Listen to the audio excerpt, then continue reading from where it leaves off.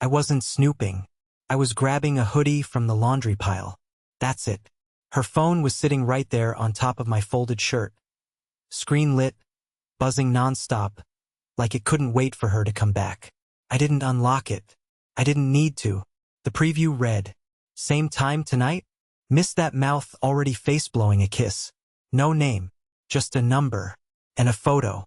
One she had sent.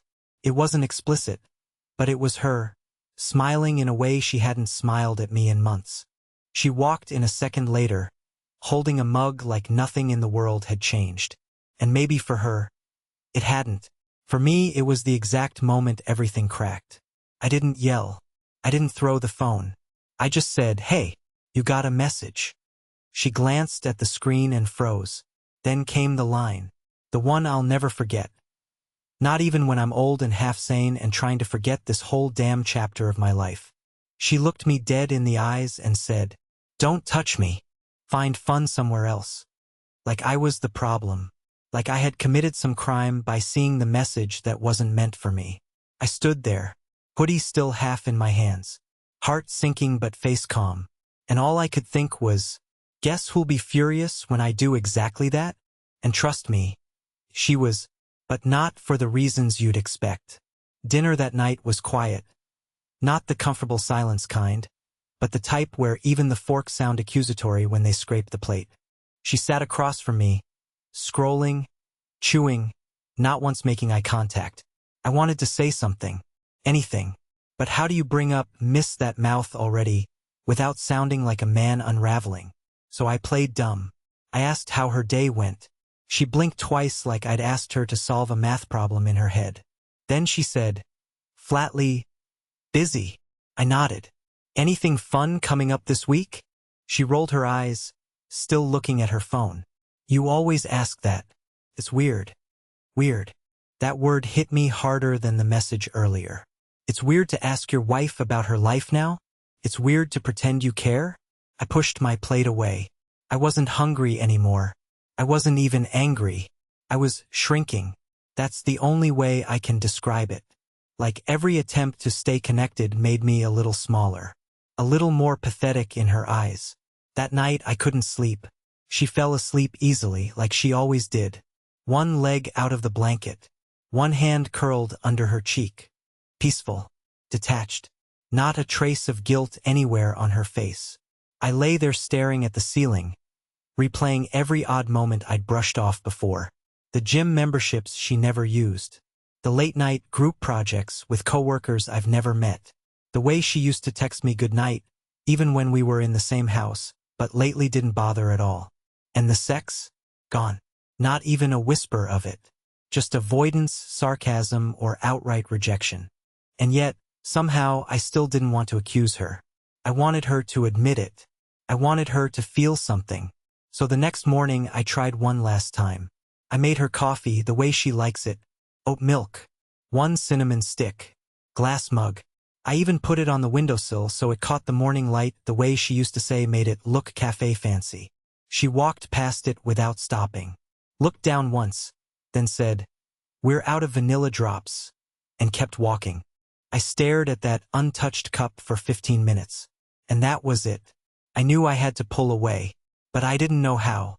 So I did the one thing I hadn't done in months. I logged out of our shared calendar. That may sound small, but it was the start. She didn't notice. Or maybe she did and didn't care. But it felt like a tiny rebellion. A whisper of independence. That same night, I got a message from an old college friend, Lena. We hadn't talked in years. She was in town for a weekend and wondered if I wanted to grab coffee. I hesitated. Not because I felt guilty, but because I realized I didn't remember how to be someone worth meeting for coffee anymore. I had spent so long trying to be enough for someone who already checked out. I didn't know what was left of me beneath the trying. But I said yes. Not because I wanted revenge. Because I wanted to feel human again. And that was my first real mistake. Because nothing in my life prepared me for what happened next. I told myself it was just coffee. Just two people with shared history catching up. Nothing more. Lena picked a place across town. The kind with plants on the ceiling and overpriced toast. where the cups are too small but the smiles are free. She hadn't changed much. Same dry wit. Same way of leaning in like she actually cared about the answer, not just waiting for her turn to talk. I'd forgotten what that felt like, to be listened to. For the first 15 minutes, we talked about everything but my marriage. Then she tilted her head and said, "So, are you okay?" That's when it hit me. No one had asked me that in over a year. Not even as a joke. Could have lied. Said I was great. Said work was busy. But the lie got stuck in my throat. So I just said, "No. I think she's seeing someone." Lena didn't gasp. Didn't even blink. Just nodded like she'd already suspected it. Then she said something that lodged itself into my bones. "And if she is, do you think she's done hurting you yet?" I didn't answer. I didn't need to. By the time I got home, the apartment felt different. Not physically. The lights were off. The air smelled faintly like her perfume. But something in the energy had shifted. Like she could sense I'd talked to someone who remembered what I used to be. Like she could smell the threat of me remembering who I was before I became a ghost with a ring on. She was in the kitchen on the phone. I walked past her, expecting the usual brush off. But instead, she hung up. "You were gone long," she said. "No, hey. No, how was it?" Just a quiet accusation dressed in casual words. I looked at her. For the first time, I really looked at her. And for a flicker of a second, I saw something behind her eyes. Not guilt. Not love. Control. Like she had been holding the strings so long she forgot I might one day stop dancing. "Yeah," I said. "I got coffee with someone who actually talks to me." That shook her. Barely. But it did. "You're being dramatic," she muttered. But her voice was tight. Her shoulders stiff. She wouldn't look me in the eye. I stepped closer. I saw the messages. I didn't read them. I didn't have to. "I just want to know one thing. When did I stop being enough for you?" She paused. That should have been the moment for tears. For a breakdown. For something. But all she did was shrug. "You just got boring," she said. "Safe. Predictable. You stopped trying." And right there, something in me snapped. Not in rage, but in clarity. I'd been begging a storm to stop raining. And suddenly I understood. The storm doesn't care if you drown. I walked away. Not out of the apartment. Just into the other room. She didn't follow. For the first time in a year, I slept through the night. Not peacefully, but without flinching. And in the morning I started packing.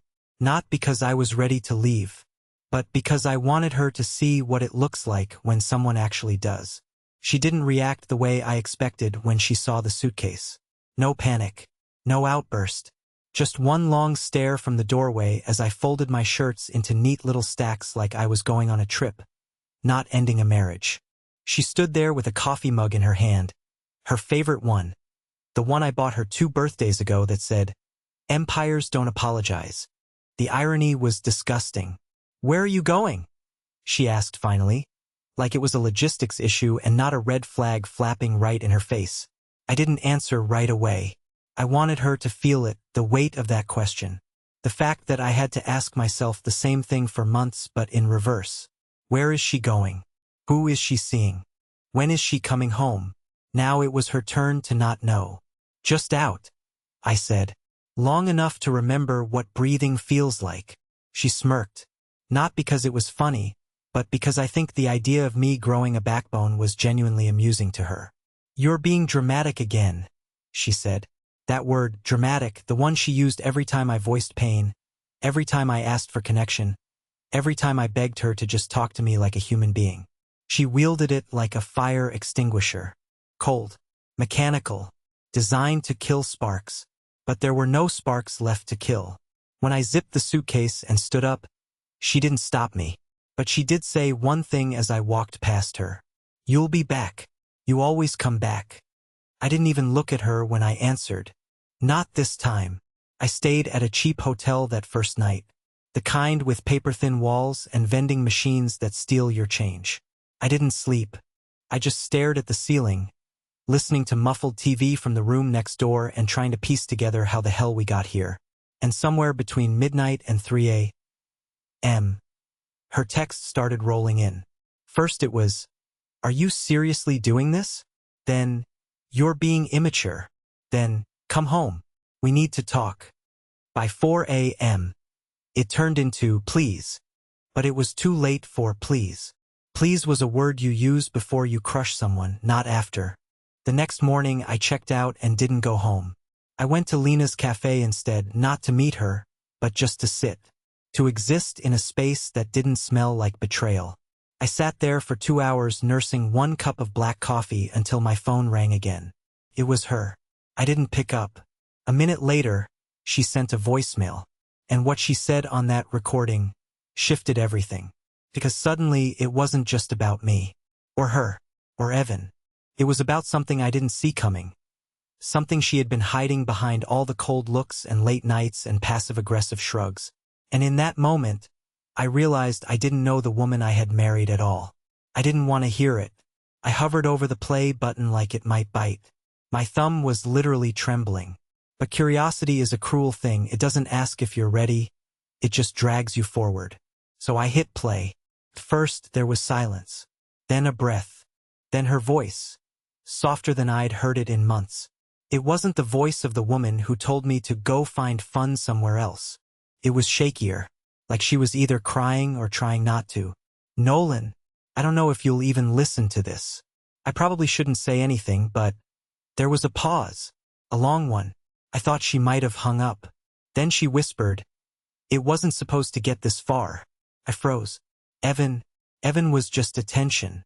It was never serious. I didn't even like him that much. He noticed me. And I was so angry at you for disappearing emotionally. I let it happen." She sighed hard. It sounded like shame, but I wasn't sure anymore what her guilt looked like. "I kept waiting for you to fight for me," she said. "But you just kept folding. And then one day I realized I didn't respect you anymore. And that scared the hell out of me." That sentence hit like a brick to the chest. Not because it wasn't true, but because I knew it and I still stayed. I let her lose respect for me while I was begging her for scraps of affection. I mistook my own silence for strength. I thought endurance was love. I thought not walking away made me the good guy. But to her, it made me invisible. She kept talking. "I didn't expect you to actually leave. I wanted you to wake up. But now I don't know who I've turned into." The message ended there. No apology. No plea. Just that final sentence, floating in my ears like smoke in a locked room. I sat in that cafe for another hour, letting it burn through me. She admitted to cheating, but not out of passion. Out of spite. Out of boredom. Out of the ugly parts people don't post on social media. But more than that, she admitted she wanted me to fight for her, while actively destroying me. That wasn't love. That was a game. And I had been losing for a year straight without realizing I was even playing. By the time I stood up, I wasn't sad anymore. I wasn't heartbroken. I wasn't even angry. I was clear. She had tested me, again and again, pushed me to my edge just to see if I'd fall off or crawl back. And now that I was finally standing, she was scared, but she hadn't seen scared yet, because I was just getting started. I didn't text her back. I didn't call. I didn't even reply to the voicemail. I just let the silence sit, heavy, deliberate, unavoidable. And that silence did something she wasn't prepared for. It flipped the roles. By the next morning, I had 12 unread messages. Not emotional ones, strategic ones. The kind she used to send when she was getting ready to twist the knife with a smile. "I made breakfast if you want to talk. I found your charger. I'll leave it out. You left your gym shoes. Do you want me to drop them off?" It was almost funny. She didn't ask me to come home. She dangled normalcy like bait, hoping I'd bite. But I didn't want breakfast. I wanted answers. So I decided to give her what she'd given me for months. Confusion, coldness, and just enough attention to keep her wondering. I started responding to every third message, short, vague replies. "Thanks. I'll get them later. Not now." Every word felt like revenge without saying anything cruel. I wasn't being petty. I was finally letting her live inside the uncertainty she'd built for me. And it worked. By the end of the day, her tone shifted. The confidence cracked. I got a message at 10:42 p.m. Are you with someone? That was the first moment I smiled in weeks. She didn't care when I was in pain. She only cared now that I was unpredictable. That night, I stayed with an old friend from work, Noah. He had no idea what was going on until I finally opened up over whiskey and stale pizza. I told him everything, and he said something I couldn't stop thinking about. She kept you guessing until you forgot what certainty feels like. That was exactly it. I had been so deep in emotional limbo that I forgot what real stability looked like. Not just in love, but in myself.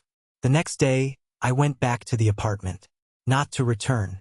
Just to collect the rest of my things and say whatever final words needed saying. I wasn't afraid of her anymore, and I think that terrified her more than any threat I could have made. When I walked in, she was already sitting on the couch. Hair done, makeup light, dressed like she hadn't been crying. But her eyes gave her away. She didn't stand up. Just looked at me with that forced casualness I used to mistake for strength. I didn't think you'd actually stay gone, she said quietly. I didn't think you'd make it so easy, I answered. She flinched. Not visibly. Just the slightest break in her posture. She tried to play it off with a laugh, but even her voice cracked. So that's it? You just vanish? No, I said. You vanished. I just finally stopped pretending you were still here. She asked if I wanted to talk. Said she was willing to be honest now. But I didn't want honesty out of desperation. I wanted it back when I was giving her everything I had. So I gave her one final truth instead. You broke something you thought you owned, and now you're angry you can't fix it. I walked out before she could respond. And for the first time in forever, I felt clean. 2 days after I walked out, she sent me a text. There's a letter for you. Found it while cleaning. Not from me. I wasn't planning to go back. But something about that message, the strange vagueness, the fact that she emphasized it wasn't from her, pulled me in. I told myself I'd be in and out in 5 minutes. No conversation. Just grab the envelope and leave. She left it on the entry table, sealed in a blank white envelope. No name, no return address. I opened it in my car, half expecting it to be some passive-aggressive goodbye note. But it wasn't. It was from her mother, dated 4 months ago. Apparently, she had written to both of us, but only one letter made it into the mail. Hers, not mine. The letter was short, but brutal in its honesty. Her mom said she was worried about Alara, that she saw coldness growing in her daughter, and that she feared the marriage was turning into a mirror of her own, loveless, performative, slowly collapsing under ego and resentment. She begged us to go to counseling, said, if you don't talk now, you'll bury yourselves in silence. And she had never shown me that.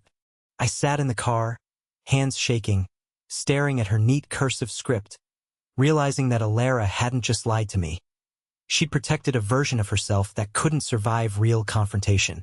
She knew her mother saw the cracks. She just didn't want me to. It wasn't just betrayal.